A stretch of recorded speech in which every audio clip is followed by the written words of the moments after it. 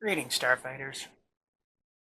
Believe it or not, the break between last season and this one was only 2 months.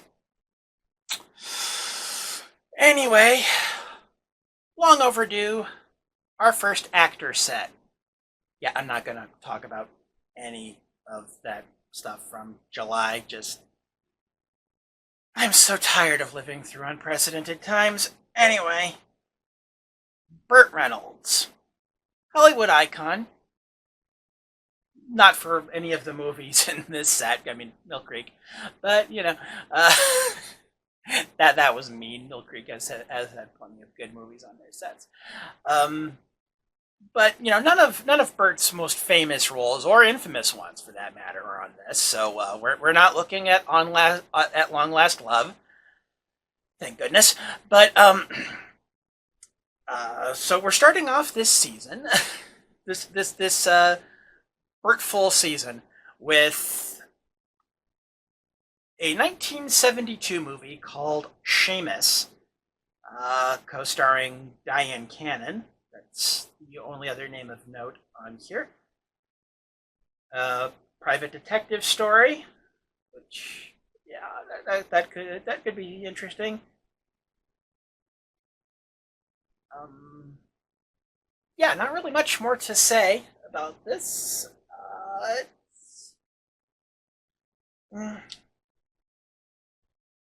1972. So this would have been pretty early in Burt's career. I'm not sure he would have actually necessarily been a name yet. This is definitely before Smokey and the Bandit, which, by the way, I saw that for the first time a few years ago. It holds up. I think I actually might have mentioned this in another video at some point, talking about 70s comedies versus 80s comedies. But yeah, Smokey and the Bandit holds up really well. But we're not talking about Smokey and the Bandit. We're talking about Shamus. It's still summer, folks. My brain is still fried. You're lucky that this video portion is as coherent as it is. Okay, so I have now watched Shamus from 1973, not 1972, like the back of the DVD case said. That might have been the production date. Anyway, plot summary courtesy of Letterboxd. New York private eye Shamus McCoy likes girls, drink, and gambling, but by the look of his flat, business can't be too hot. So an offer of $10,000 to find some diamonds stolen in a daring raid with a flamethrower is too good to miss. His investigations soon get pretty complicated and rather too dangerous. At least along the way, he does get to meet Alexis. So, a little peek into the process here. I'm not really sure why or how I got into the habit of doing this, but I generally download the poster images, including DVD and Blu-ray covers, for these movies before I watch them. Doing that for this movie, I noticed something while scrolling through the search results, and that was that the score for this movie is done by iconic film composer Jerry Goldsmith. If you look at the screen right about now-ish, you can see a small sample of the movies he did the music for. A lot of immensely popular films and cult classics in his resume.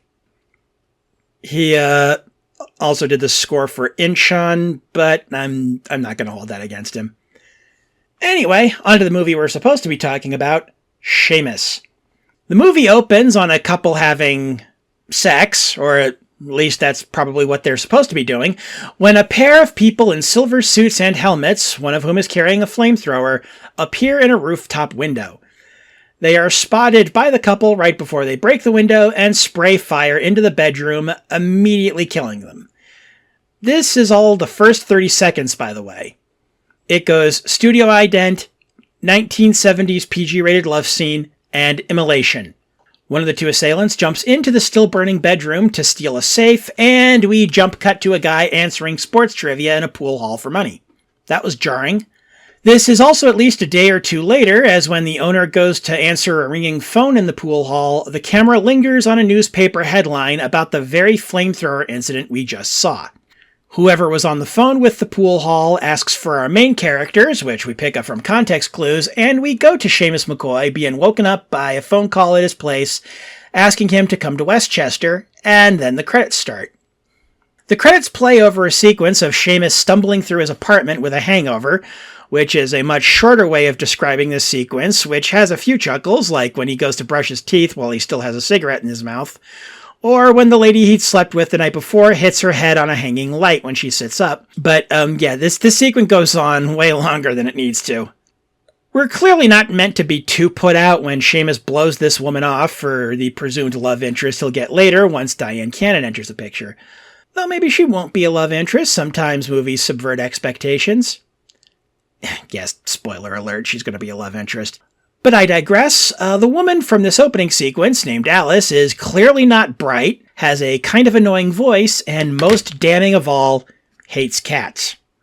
Shamus drives out to Westchester to a mansion that, given the location, can't help but make me think of the Xavier School for Gifted Youngsters, and meets his new client, a Mr. Hume.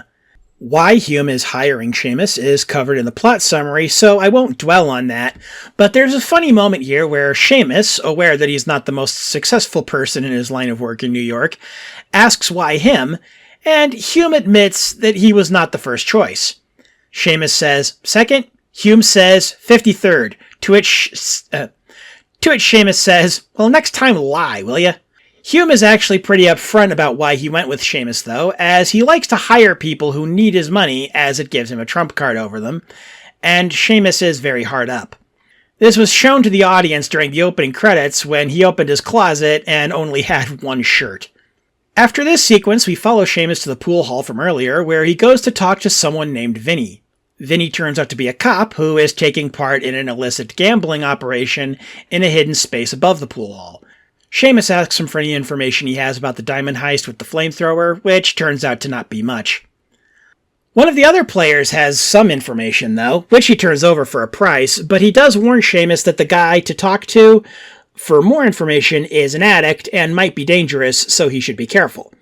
Despite being careful, Shamus does end up getting ambushed outside the addict's apartment, but is still able to get the upper hand despite still having a hangover, and disarms him fairly quickly.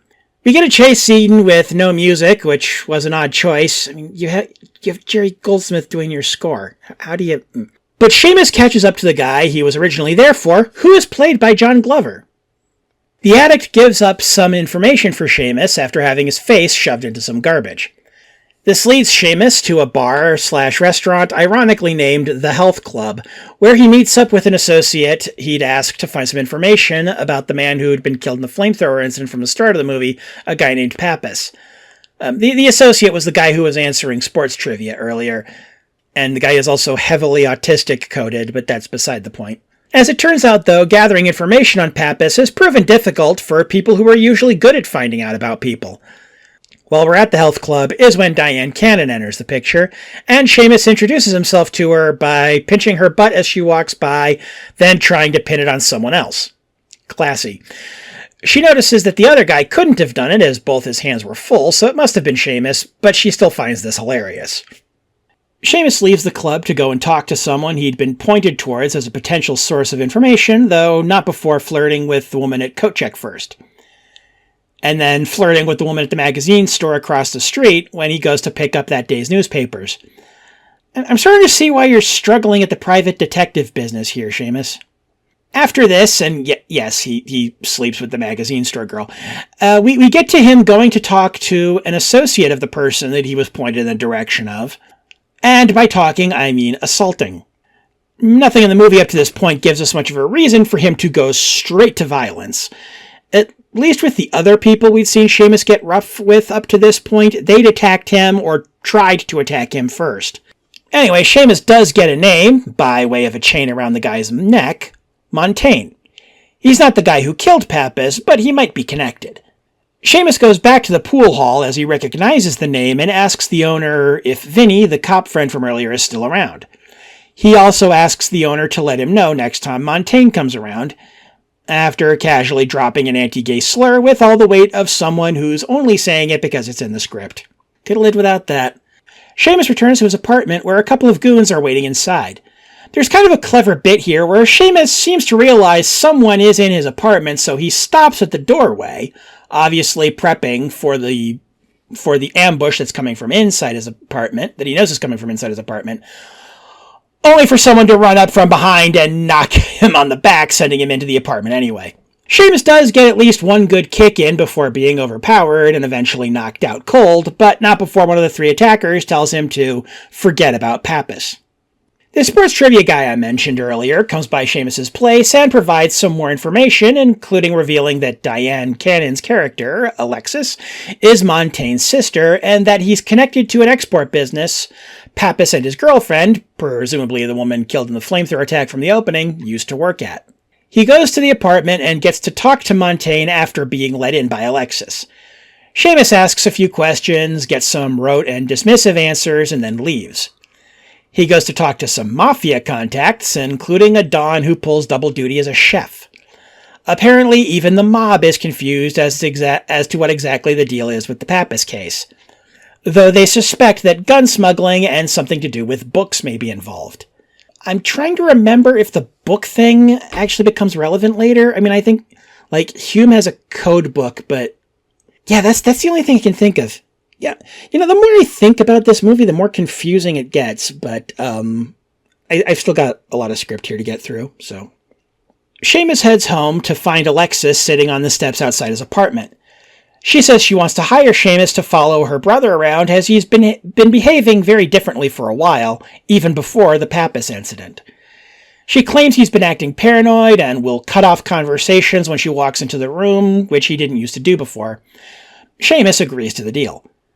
The next day, he goes to River's Edge Exports, the business owned by Montaigne that I mentioned earlier, and also an as yet unidentified partner. He breaks in through the roof and looks around, eventually finding a lot of guns and an invoice with the name Lieutenant Colonel C.C. Hardcore on it. Yes, really.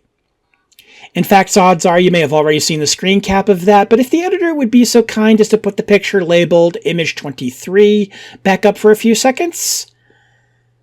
Thank you. And soon after this, he finds, in another crate, a dead body wrapped in plastic. Given the fireproof suit in the crate with him, safe to say this was one of the killers from the opening of the movie. He then hears someone yelling his name and for him to come out and make it easier on himself. There's still more than 40 minutes left in the movie, so we're probably not getting a climactic fight scene here. We do get a fight scene, where this time Shamus is able to get the upper hand by coming out of the office he'd broken into through the window at speed. They certainly didn't see that coming. He manages to get ahead of his pursuers, and then turns the tables with, I'm not gonna lie, this is my favorite part of the movie, because what Shamus uses to make the people pursuing him run away instead... Just play the clip. They tried to kill me with a forklift. Huzzah! Oh yeah, that's the good stuff. The movie is peaked, everyone. Might as well go home. Just kidding. This time we get an action scene with some music to back it up as Shamus escapes by running across multiple truck roofs, aided by two of his pursuers, each managing to trip or almost fall off the trucks at least once. He gets home, taking a long way. As he gets ready to go to sleep, Alexis shows up, and they end up sleeping together, which was expected. Hume, the guy who hired Shamus way back in the first act of the movie, re-enters the picture. It's okay if you forgot about him, I almost did. Refusing to drive out to Westchester again, he makes Hume come see him at the pool hall. Shamus tells Hume he's off the case, and that he's pretty sure he was never really on it, so he returns Hume's down payment, minus $400 for expenses, and turns to leave. Hume demands to know what Shamus had learned in the interim, but Shamus refuses. He then leaves the pool hall, Shamus, but ends up getting abducted almost as soon as he steps onto the street. The car he gets put in the back of goes to a crime scene, of all places. Cop cars, at least one ambulance, though I think I saw two, a couple of photographers running around, crime scene photographers, journalists, could be either or both. Vinny is there and tells Shamus he wants to show him something. What that ends up being is the body of the sports trivia guy who had been digging for information on Pappas for Shamus, and who Shamus clearly had some degree of affection to given his reaction. He is visibly upset about this, and we even see him tear up a little. It's a nice bit of subtle acting from Burt Reynolds here. He doesn't have the widest range as an actor, but he was generally pretty good at what he did. Sometimes even in this movie, but we'll get there. Vinny tells Shamus that when he went to check out the warehouse Shamus had tipped him off about, he didn't find any guns or a dead body. Vinny could be revealed to be in on it, but it's more likely, in my opinion, that the bad guys started clearing out the building as soon as Shamus got away. There were 3 of them, and we only ever actually saw 2 taking part in the pursuit after Shamus got out of the warehouse. My nose starts behaving as though I have a cold every time I turn on a microphone. Every time. I don't know why it does this. You have no idea how many snorts I edit out of these shows, folks. Anyway, Shamus goes to Alexis's apartment and demands to know where her brother is. She doesn't know, but when Shamus asks her about a Lieutenant Colonel Hardcore, she says she knows him because he does business with her brother, and she thinks he's weird. Shamus gets her to call to arrange a meeting under false pretenses, which she does. Hardcore turns out to be a bit of a rambler, but eventually we get to the point. Hardcore had been selling military surplus illegally. When Shamus dropped Montaigne's name and mentions River's Edge, Hardcore starts to panic a little bit, which is actually a nice little subtle thing. So it's a nice little subtle joke there. I mean, his name is Hardcore, but like his stoic facade only lasts for about a minute of screen time. He starts to panic and says that Felix promised that this would never happen. Felix is Montaigne's first name, by the way. Probably should have mentioned that earlier. But this is all right before the colonel gets shot in the back of the head by some goons, and Shamus and Alexis have to bolt for cover. They are eventually able to make it off the base in a stolen truck, but are still pursued by the men who killed Colonel Hardcore, who are 2 of the same people from the warehouse where the guns and the dead body had been. This chase, once again, has no music, and it really hurts the scene. After telling Alexis to head to his apartment and contact Vinny, telling him to go to Hume's estate, he heads up there himself and sneaks in. He busts into Hume's office, where he sees a bloody but alive Montaigne being worked over by Hume's 2 henchmen. Hume says that Montaigne has confessed to everything and even giving up the location of the stolen diamonds. Remember how this started about diamonds? And that they've been recovered, and Hume even offers to still pay all of Shamus's fees despite him having dropped off the case. One of Hume's dogs jumps Shamus, causing him to drop his gun, and he and Montaigne are taken outside by Hume's bodyguards to be disposed of.